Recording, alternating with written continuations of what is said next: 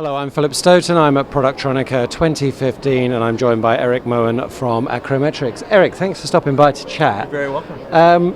All kinds of different challenges going on in your marketplace. Tell me what's keeping you awake at night, what's making it interesting at the moment? I think some of the most interesting challenges that are coming to us have been in the area of the fan-out wafer level packaging. There's been a lot of buzz about that at the International Wafer Level Packaging Conference, several other conferences, even in the last month.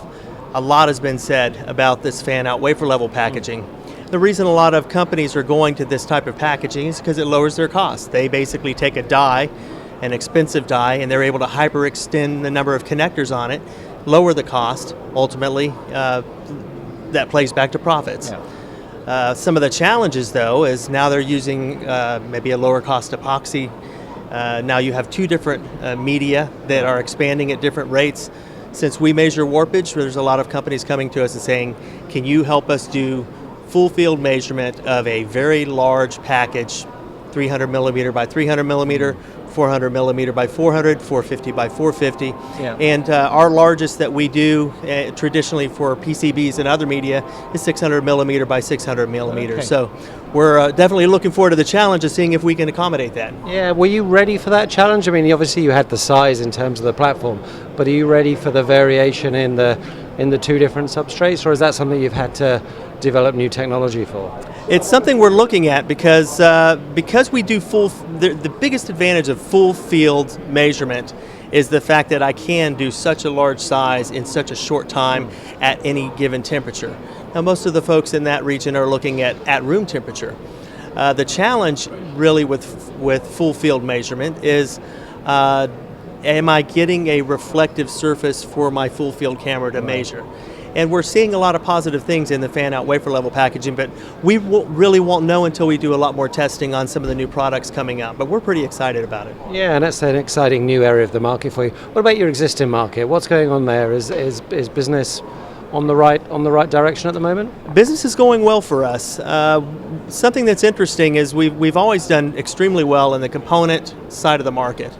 Component manufacturers like to use our tool for measuring warpage, thermal warpage, and stress, so that they can make guarantees to their customer that that component is not going to vary and skew or bias the end result. We're seeing a lot more interest from EMS manufacturers, from contract manufacturers, from OEMs that are now having to deal with thinner substrates, thinner components, thinner BGAs, thinner LGAs. All of these together, automotive manufacturers that traditionally have had thick, heavy, high temperature boards are now having to accommodate small telemetry devices. Yeah. All of these things, more and more people are starting to wrestle with warpage on either one part of the equation or both parts of the equation. Yeah, and I think what's different also, as well as the challenges they have, they're taking a lot more ownership now of their processes. They're really keen to actually not just rely on the data sheets that are coming at them from suppliers.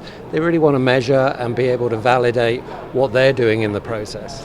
I agree, and not only are they wanting to validate that, but many of their end customers are wanting to validate that. I got a call recently from a company that made an automotive product, and the automotive manufacturer came to them and said, show us how you're validating that your board and your components fit within our specification. Show us the test result. And so they come and they say, we need your equipment or we need your test services to be able to help us prove to our end customer that we're fitting within those standards. And you have the option of either outsourcing to you or buying equipment. Do a lot of the people that outsource to you eventually build volumes to a point where it's more pragmatic to buy? Yes, some of them do. We have some customers that have been test customers for a decade or more. We have others who have been test service customers, and you see each year they use more and more, and finally they get to the point where they say, we'd like to be able to do this in-house. Or obviously as they see components getting thinner, substrates getting thinner, they're saying ultimately we need to have a much quicker turnaround. Yeah. I may want a result today of what's happening with this component, and then it makes it impractical to send that to our test lab. Yeah, well Eric, you're going to see certainly more requirement for process control, definitely more requirement for traceability, and that all sounds like good news for you guys. Thanks very much for your time. Thanks for stopping by. Thank you.